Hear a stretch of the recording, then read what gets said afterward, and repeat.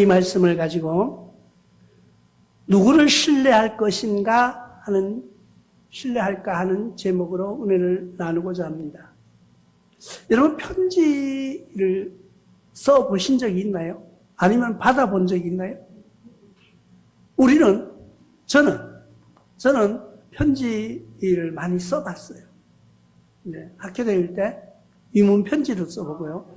제가 학교 다닐 때는 학교에서 위문 편지라고 국군 장병들에게 편지를 쓰는 일이 있었어요.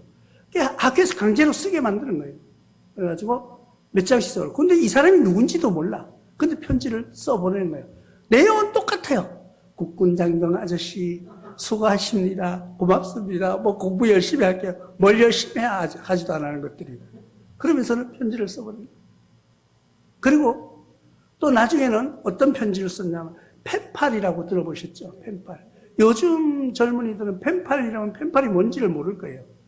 펜팔이라는 것이 편지를 주고받는 일종의 연애예요, 연애.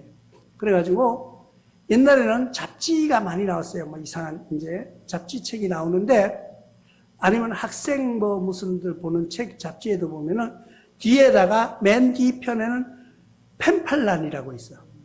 그럼 거기다가 서울에다가 이제 내 주소, 내 나이, 성별 이렇게 보내면은요, 그 책에다 실어줘요, 공짜로.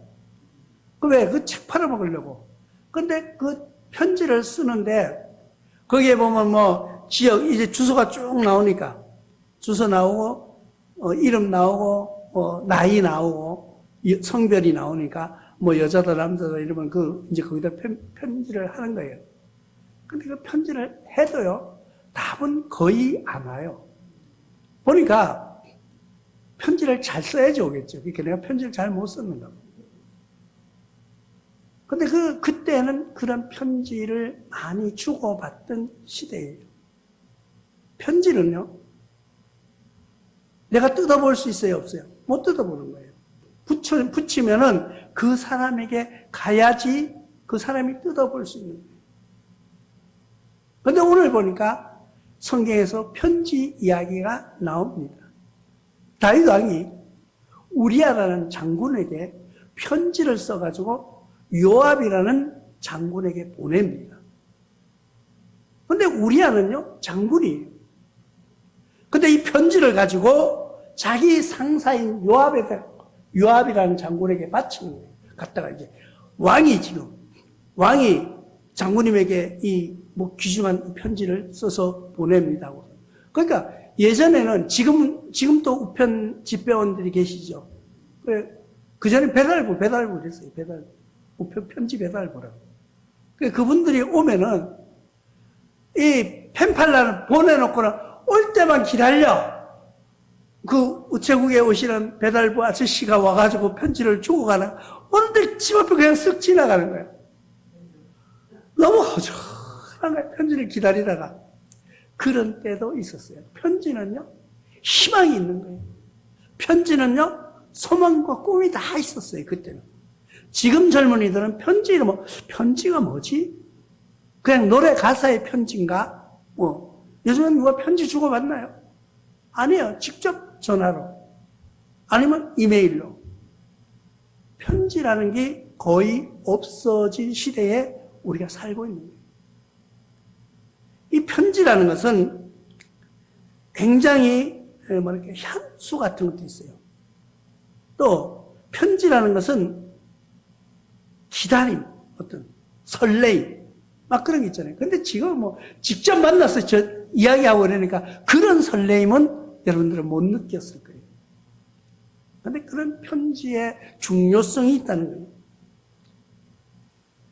사도행전에 보니까 9장 2절을 통하여서 다메섹 여러 회당에 가져갈 공문을 청하니 이는 만일 그 도를 따르는 사람을 만나면 남녀를 막론하고 결박하여 예루살렘으로 잡아오려 함이라. 이 문서가 뭐예요? 편지예요, 편지. 그 편지 속에는 바울에게 준 편지인데, 이제 바울이 되기 전 사울에게 준 편지인데, 이것을 예수 믿는 사람은 다 잡아갈 수 있는 그런 권한을 주는 편지예요. 그러니까 이 사람에게는 막강한 힘이 있는 거예요. 이 편지의 능력, 편지의 그 어떤 힘이 있다는 거예요.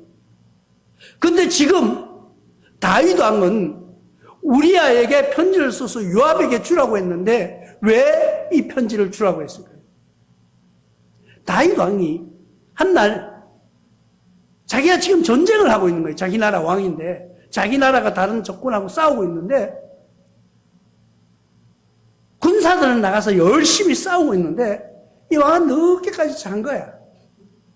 자고 한나절 돼가지고 일어나서 보니까 따분한 거예요. 그래서 옥상에 올라가가지고 뒷짐을 지고 왔다 갔다 해보는 거예요. 근데 마침 누가 보였어요? 저쪽에 보니까 어떤 집이 하나 있는데 창문이 활짝 열려 있는데 보니까 한 여인이 목욕을 하는 것이 막 보이는 거예요. 다윗 왕이 깜짝 놀라 눈을 또 다시 이렇게 보니까 너무 예뻐 보여요. 그런데 그 여인이 발가벗고 목욕하는 것을 본 거예요. 그러니까 그 여인이 누군가 알아보라고 명령을 합니다. 왕이니까요. 왕이 알아보라 그러니까 왕궁에서 옥상에 올라가서 내려다보면 가까이 보일 집에 사는 사람들이 누가 살아요? 평민들이 사는 것이 아니에요. 거의 관료들이 같이 살아가는 거예요. 그런데 그 사는 중에서 보니까 여인이 옷 벗고 목욕하는 것을 본 이 왕이 자기 신하를 보내가지고 그 여인이 누군가 알아보라 그래요. 신하가 와서 대답하는 거죠. 이 여인이 보니까 우리아라는 장군이 있습니다. 그 우리아라는 장군이 있는데 그 부인이라고 하는 거예요. 그러면은 지금 나와 내 나라 내가 다스리는 이 왕권 이걸 지키기 위해서 이 우리아라는 장군이 나가서 전쟁하고 있는 거예요. 그 부인이에요. 그러면 어떻게 해요? 잘 보살펴주고 보호해줘야 돼요. 근데 왕이 욕정이 생깁니다. 그래가지고 그 여인을 데려오라고 했어요. 데려오라고 한 다음에 보니까 정결한 후에 이렇게 말합니다. 정결한 후에. 정결하다는 것은 뭐예요? 성경에서 부정하다고 하는 것은 지금 우리 시대에 보면 여성이 생리할 때 부정하다고 이야기하는 거예요. 근데 부정함이 끝난 후에 정결한 후에 있는 거예요. 그러니까 생리가 끝난 다음에 이 말이에요. 생리가 끝난 다음에 정결하게 되니까 다윗이 그 여인을 취했어요. 그 취했다는 말은 그 여인을 데리고 잤다는 얘기예요. 그런데 지금 우리가 과학적으로 생각해보면 이 성경이 얼마나 아주 정확히 적어놨냐면 부정함, 불결함이 끝난 후에 정결한 후에 그러니까 그때가 언제예요? 배란기 때. 배란기 때 이 왕이 그 여인을 취했으니까 임신을 한 거예요. 이 여인은 이렇게 말합니다. 왕이요. 내가 왕과 동침한 후에 임신하였나이다. 이 큰일 난 거예요. 지금 왕이 자기 나라와 민족을 위해서 싸우고 있는 장군의 아내를 취한 것만 해도 잘못됐는데 이게 이제 들통이 나게 생긴 거예요. 이제. 온 천하가 다 알게 된 거예요. 왜? 임신했기 때문에. 그러니까 이 왕이 잔머리를 씁니다. 이 다윗 왕이 실수한 것이 그 왕을 그 우리아라는 장군을 집으로 휴가를 보내라고 명령합니다.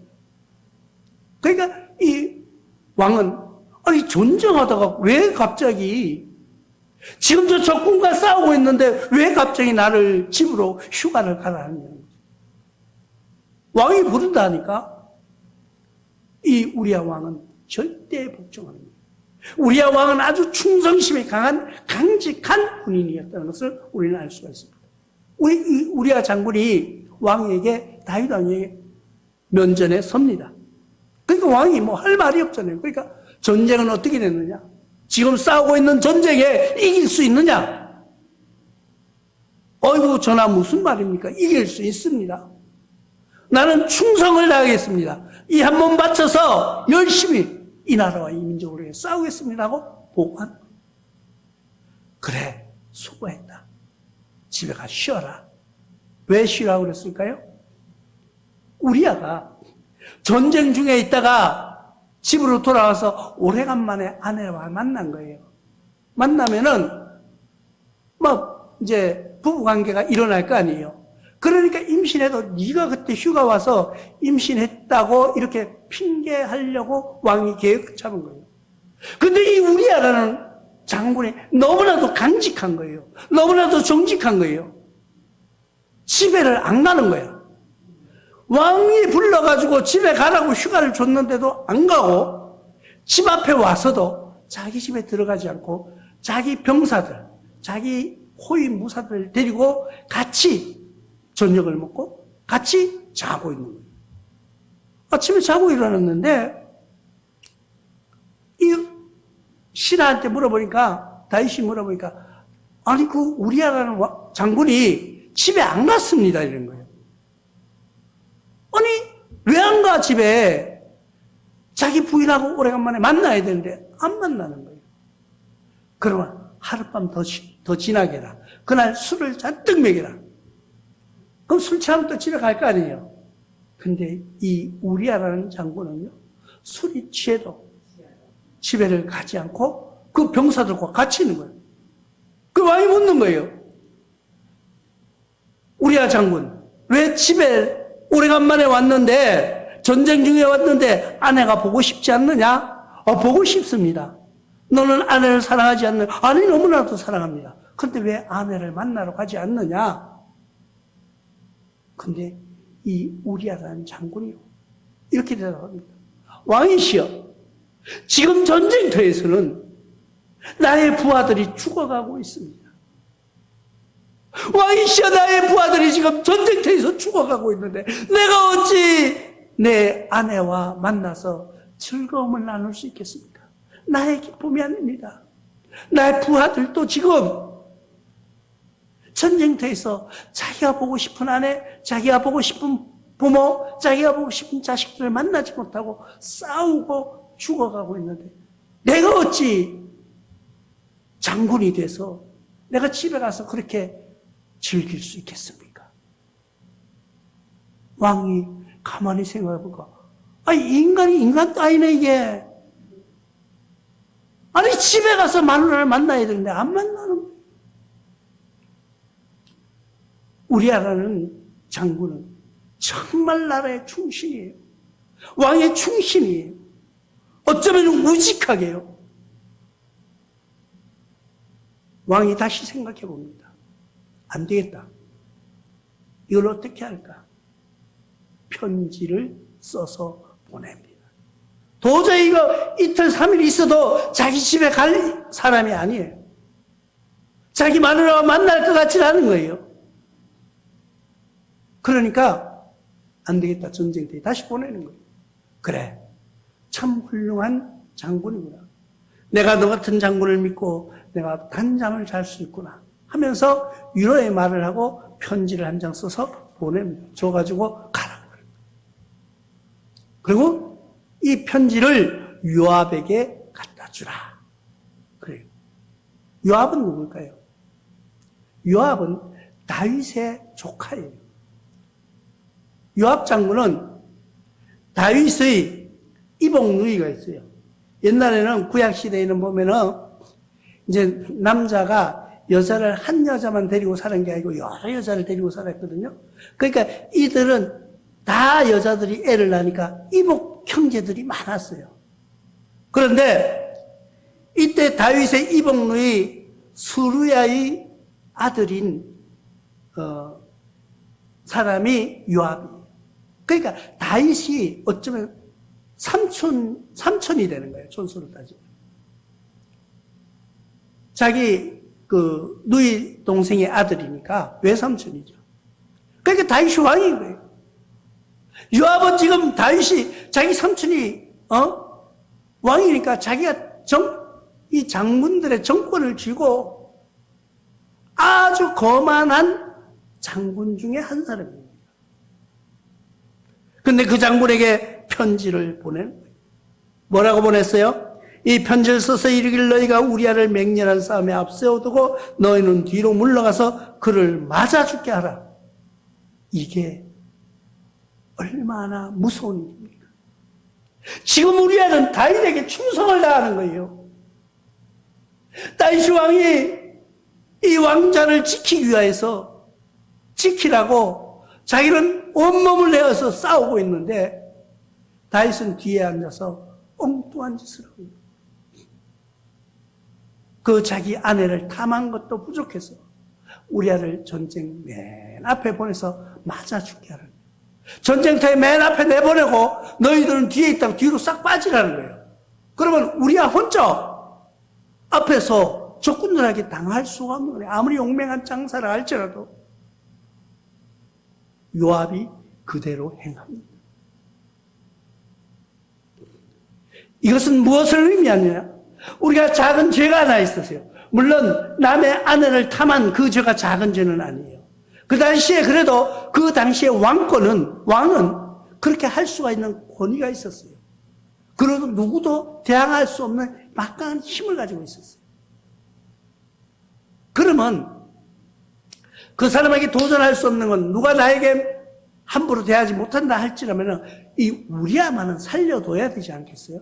그런데 이 자기가 우리아 아내를 범한 죄를 덮으려고 그 죄를 덮으려고 더 큰 일을 저지르는 거예요. 우리가 어떤 일을 할 때 친구 간에 부부 간에 부모와 자식 간에 어떤 조그만한 잘못이 있어요. 그러면 그대로 솔직하게 이야기하면 되는데 이거 뭐라 하겠지, 이거 혼나겠지, 이거 또 마누라가 잔소리 하겠지, 뭐 어쩌고 하면 이걸 덮으려고 더 큰 죄로 포장하는 거예요. 지금 우리 안에 탐한 죄를 덮으려고 임신을 했으니까 이제 뭐 들통이 나게 생겼어요. 그래도 방법은 뭐야? 전쟁터에 있는 우리아를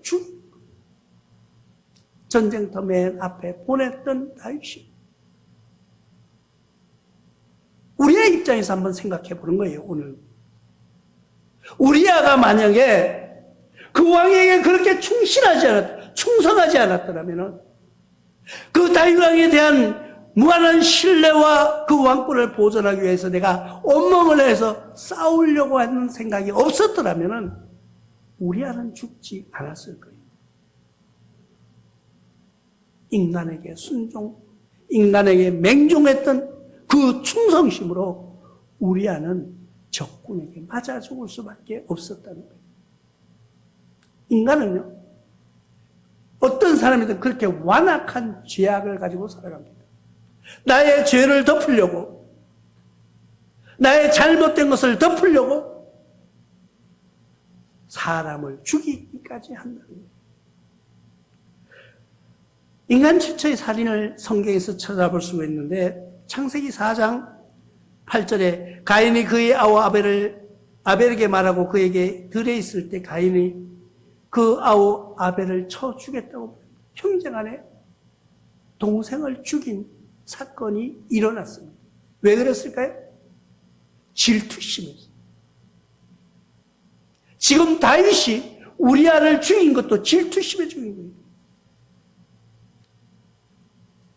가인과 아벨의 살인도요, 하나님이 자기의 찬양, 자기의 제사는 받지 않고 동생의 제사를 받으시는 하나님을 향해서 질투가, 분노가 일어나서 그 동생을 죽인 사건이 살인사건이에요. 사람은요, 이렇게 질투하면서, 분노하면서 죽이기는 일에 앞섭니다.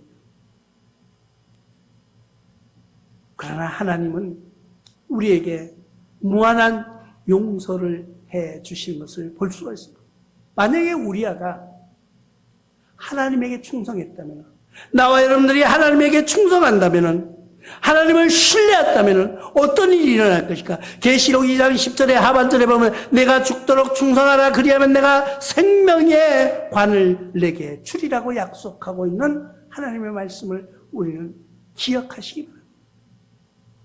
사람에게 맹종했던 사람은, 사람을 신뢰했던 사람은 그 사람에게 배반당하는 거예요. 배신당하는 거예요. 그러나 우리를 배신하지 않는 그 한 분이 계신데 그분이 누구냐고요? 그분이 하나님이에요. 그분이 예수 그리스도예요. 예수 그리스도는 우리를 위해서 죽음까지도 마다하지 아니하시고 십자가에 못 박혀 돌아가신 그분이 곧 우리의 하나님 되신다는 것을 기억하시기 바랍니다. 우리는 지금 누구를 신뢰하고 살아가고 있습니다. 나와 여러분들은 지금 누구를 신뢰합니까? 나와 여러분들은 세상을, 나와 여러분들은 어떤 권위 있는 권력을 아니면 인기를 신뢰하고 살아갑니까? 그러나 그것은 한순간에 무너지는 모래성과 같은 거예요. 세상의 권력과 인기와 재물은 잡으면 잡을수록 흩어져 가는 것이, 모래를 여러분들이 여름에 백사장에 가서 한번 잡아보십시오. 아무리 잡으려고 해도 모래는 손가락 사이로 틈을 안 주는데도 살살살살 빠져나가요. 그 많은 모래는요, 아무리 잡으려고 해도 자꾸 빠져나가요. 이게 세상이에요. 그러나 너희가 죽도록 충성하라. 그리하면 내가 생명의 관을 내게 주시라고 약속하신 그 하나님을 이제 신뢰하면서 살아가 보지 않으시렵니까? 나와 여러분들은 이제부터 우리에게 우리에게 영생의 복을 주시려고 준비하고 계시는 그 하나님을 믿으면서 살아가며 승리하는 여러분들 되시길 주님의 이름으로 축원합니다.